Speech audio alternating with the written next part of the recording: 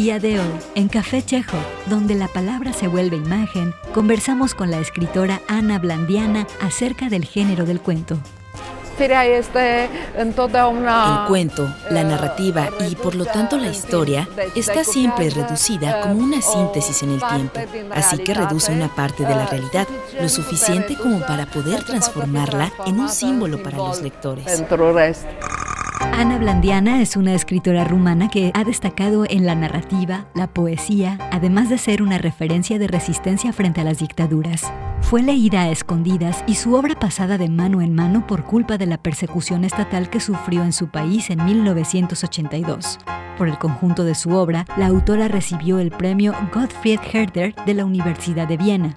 Y su libro de cuentos, Proyectos de Pasado, ha sido señalado por la crítica internacional como uno de los libros de cuento más importantes de las últimas décadas. Actualmente, la autora forma parte de la Academia Europea de Poesía, así como de la Academia Mundial de Poesía de la UNESCO. La literatura más profunda es aquella en la que el autor logra crear personajes que son totalmente vivos. Como buen ejemplo, podría mencionar la literatura de Dostoyevski, donde los personajes son vivos y abisales al mismo tiempo.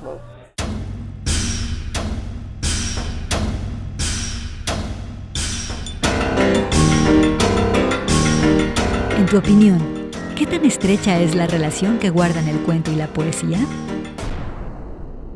En opinia și în experiența mea, poezia este un instrument care... En mi opinión y en mi propia experiencia, la poesía es un instrumento que, una vez introducido en la prosa, hace que la prosa sea más profunda. Abre una brecha para llegar a lo hondo. Además, la poesía cambia la finalidad de la prosa, porque la prosa cuenta un relato y unos personajes. Pero en mi caso, el relato persigue expresar lo inexpresable.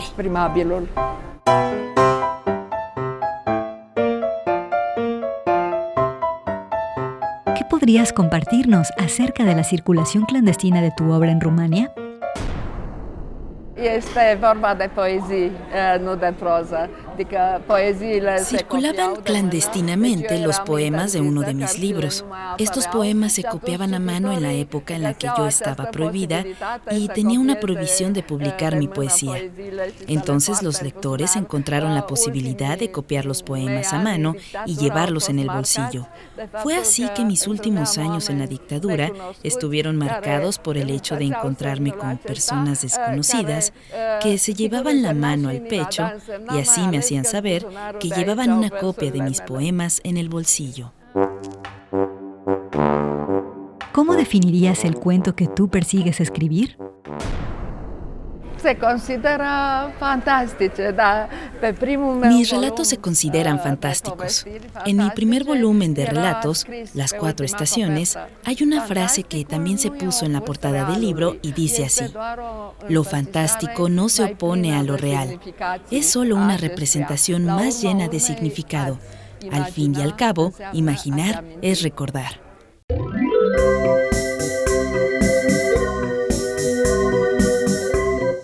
En tu opinión, ¿qué relación guardan el silencio y la literatura?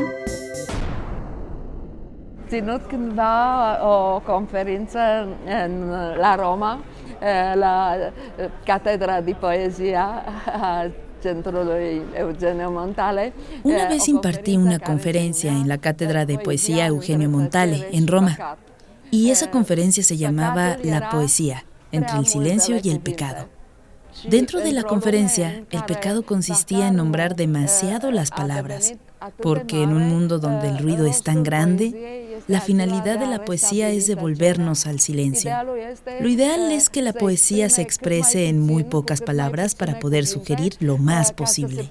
Y desde esta perspectiva, el final de esa progresión absurda consiste en decirlo todo sin ninguna palabra.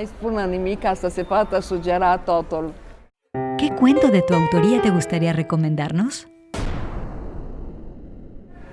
Este una scurtă, de exemplu, care e mai ușor de explicat, se numește gimnastica de seară. Es muy difícil. Hay un cuento muy corto que se llama Gimnasia Nocturna.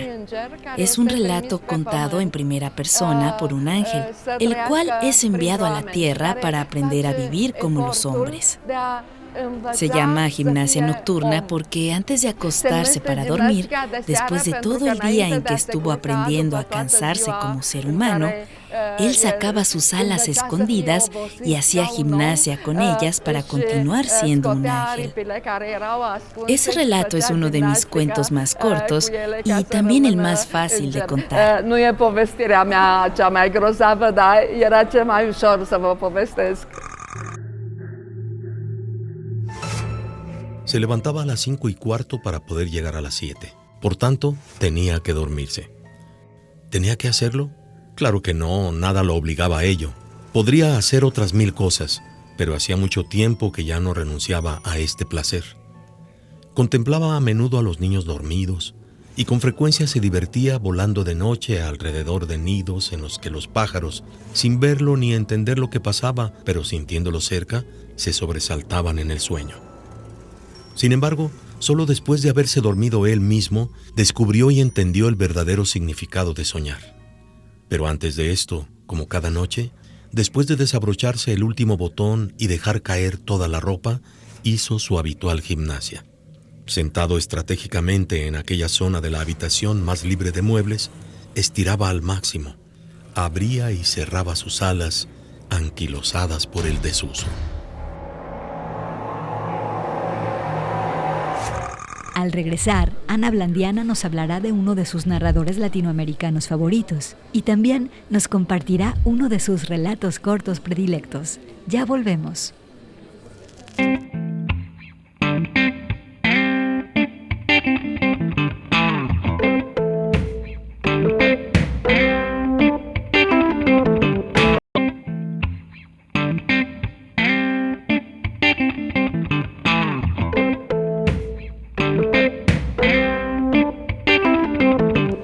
Blandiana concibe la literatura como una forma de testimonio y de resistencia ante el terror de la historia.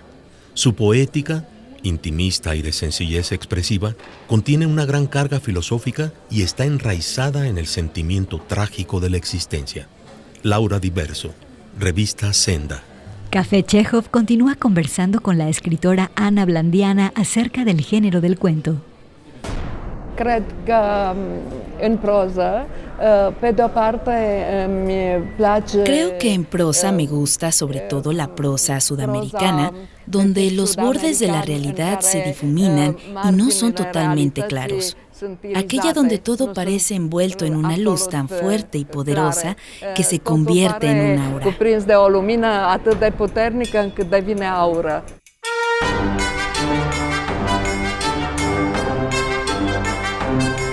En tu opinión, ¿qué lugar ocupa Latinoamérica dentro de la cartografía global del cuento? Enorm, absolut enorm. Adică, Enorme, absolutamente enorme. Es decir, nada de lo que se ha escrito en el resto del mundo, después de la aparición de los grandes escritores sudamericanos, se ha podido sustraer a su influencia.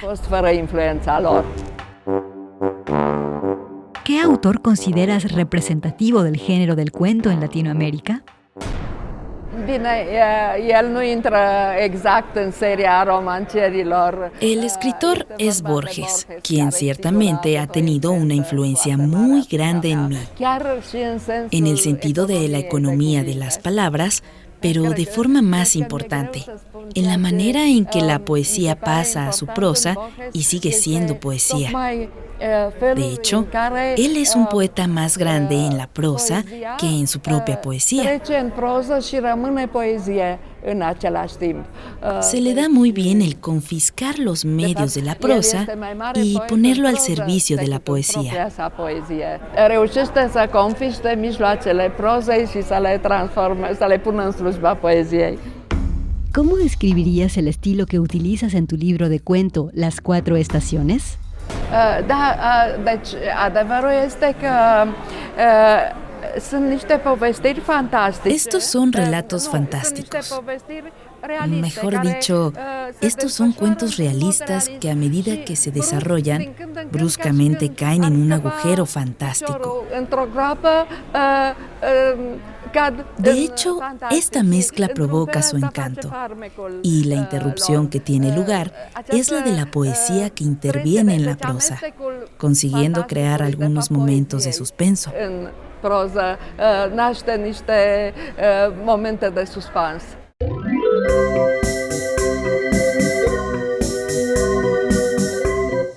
¿Qué cuento te gustaría recomendarnos de tu libro Proyectos de Pasado?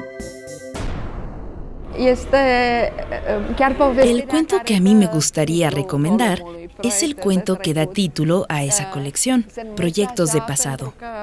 Se llama así porque reproduce un relato que alguien ha vivido y que lo ha contado, y yo lo he escuchado cuando era niña. Se trata de un acontecimiento banal. Bueno, banal para una dictadura. Es el momento en el cual la policía secreta tenía que arrestar a alguien y esta persona se encontraba en una boda. Entonces detuvo a todos los comensales e invitados de la boda. El personaje que tenía que ser detenido era el padre de la novia. Es la historia de un relato real. A mí me han contado el incidente y yo a continuación he imaginado qué ha pasado con esa gente que ha sido deportada en una zona desierta de Rumania. Esto realmente sucedió y ellos fueron deportados a esta estepa, una gran llanura sin habitantes. Yo me imaginé cómo tuvieron que reinventar la vida, cómo han tenido que construir las chozas, cómo han tenido que conseguir la comida. De hecho, es la historia de unos Robinson Crusoe en unas condiciones de opresión. Pero Robinson Crusoe estaba rodeado por el mar y esta gente estaba rodeada por el temor de los demás a acercarse a ellos.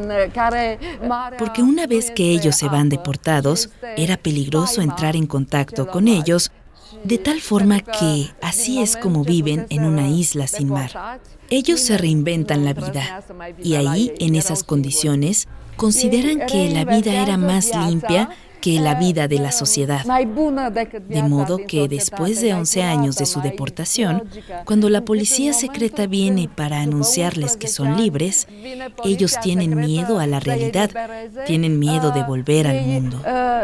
Es como si Robinson Crusoe hubiera preferido quedarse en la isla y no coger el barco que lo devolvía a la civilización. Quiero decir que este es un cuento realista, no tiene nada de fantástico. Lo que realmente se vuelve fantástico es la realidad misma.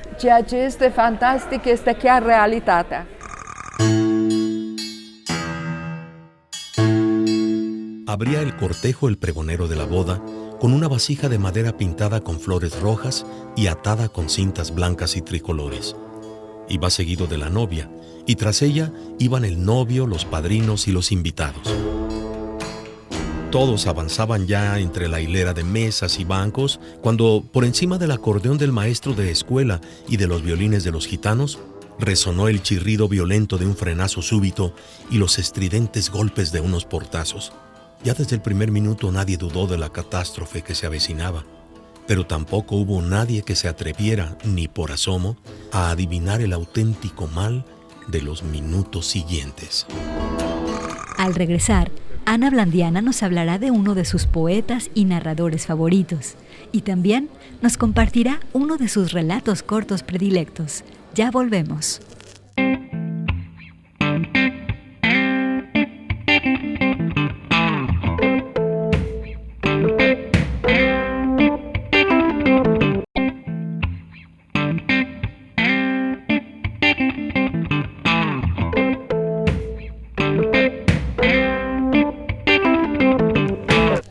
Blandiana es una de las figuras artísticas y cívicas más importantes en el panorama de la literatura rumana contemporánea, símbolo de la voz de la conciencia que no se deja doblegar por el poder.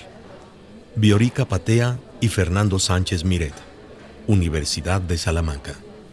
Café Chekhov conversa con la escritora Ana Blandiana acerca del acto de leer.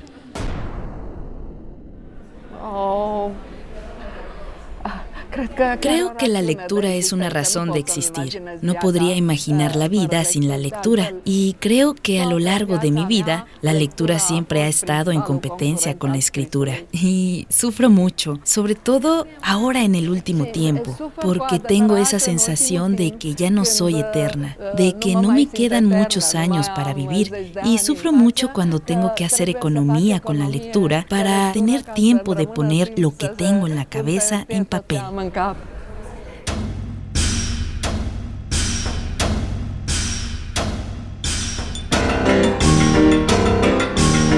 ¿Qué autores son representativos del tipo de cuento que a ti te gusta? Nu știu dacă am favoriți exact în genul ăsta, în sensul că... No sé si tengo favoritos, pero al escribir tengo ese sentimiento de que hago esa mezcla entre poesía y prosa por mí misma. Deci că creez această formă pentru mine. Pero quiero expresar que existe un poeta que me consterna y que ha combinado poesía y prosa, y ese es Rainer Maria Rilke. Și proză, de altfel, și care este Erich Maria Rilke.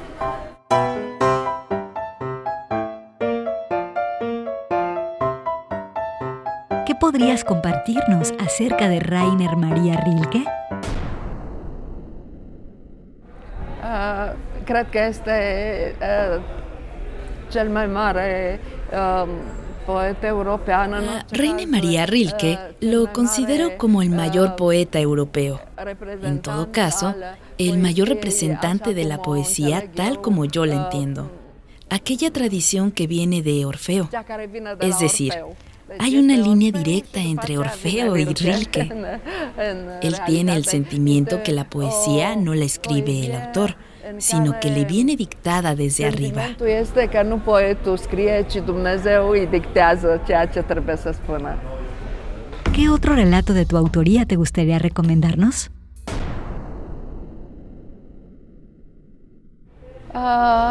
O povestire care a dus la un moment dat la interzicerea cărții. Es el cuento que causó que este libro de relatos, Proyectos del Pasado, fuera prohibido. Es un relato sarcástico acerca de la realidad. Es un relato que tiene por protagonista a una profesora de marxismo. Es decir, una persona que no tiene fe, que no cree en la religión y que en los momentos de penuria de los años 80, un periodo en que en Rumania no se podía encontrar nada para comprar y había filas eternas, gente esperando por días para conseguir un trozo de pan. Pues ella, para llegar a ser libre e independiente, decide improvisar en su balcón un criadero de pollos. Y entonces tiene que conseguir los huevos para no tener que hacer fila y así procurar comida. Sin embargo, difícilmente encuentra unos huevos que puedan ser fecundados, unos huevos con gancho, digamos. Y también difícilmente se encuentra una gallina clueca. Finalmente, después de un tiempo de incubación en su balcón, en vez de tener pollos, salen ángeles. Es un relato irónico y sarcástico, porque el relato focaliza la gran sorpresa que siente la profesora ante lo sobrenatural. No sabe qué hacer con ellos, no los puede comer. Finalmente, como solución, decide ir a una reunión que tenía el Partido Comunista en la universidad y los saca de su bolso y los pone ahí encima de la mesa. Y es cuando los ángeles comienzan a jugar.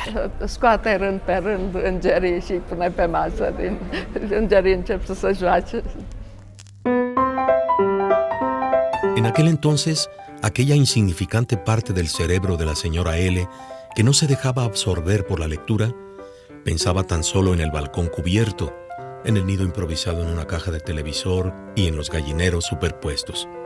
Mientras la señora L todavía hacía cola para comprar carne y huevos, con la sensación alentadora que debe experimentar un soldado al acariciar en su macuto el futuro bastón de general, estaba segura de que había exagerado al barnizar y colocar candados chinos multicolores en los gallineros del balcón. Al principio, a la señora L solo le inquietaba el nerviosismo de la gallina cloaca, pero Una vez transcurridos los 21 días, el desasosiego se apoderó también de ella. Aunque, a fin de cuentas, el viejo no le había dicho que los huevos fueran de gallina. «Aves voladoras para el consumo», había dicho, con aquella expresión insólita y un poco repugnante.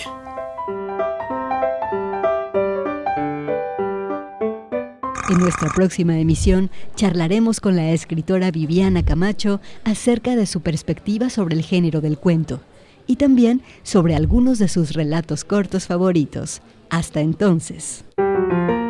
Hay muchas teorías que se trabajan, ¿no? Desde Hemingway y Piglia y el cuento clásico que tiene que tener un mensaje o las dos historias que van paralelas y es una la que gana o una está oculta y luego sale.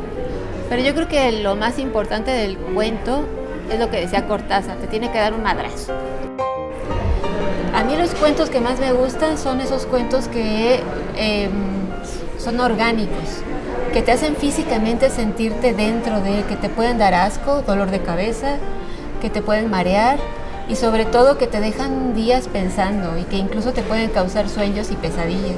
Creo que los cuentos más maravillosos que he leído son los que están abiertos, que se acaban y que tú no sabes qué pasó porque el autor no quiso decírtelo y te puso a pensar, entonces estás especulando, ¿escapó? ¿No escapó? ¿Se salvó? ¿Se fue al infierno? ¿Está en el paraíso? ¡Ay! ¿Está dormido conmigo? Eso es lo que me gusta mucho de los cuentos. Adela Fernández, la hija del Indio Fernández, creo que ella fue una gran bruja literaria, como lo son también, a mi modo de ver, Amparo Dávila, Guadalupe Dueñas, Elena Garro, todas estas autoras que si tú las ves con atención, estaban gritando auxilio a través de la ficción. Entonces me encanta cómo hacen eso, cómo las experiencias personales las filtran a través de la ficción, se inventan mundos que aparentemente no existen, pero que sí existen.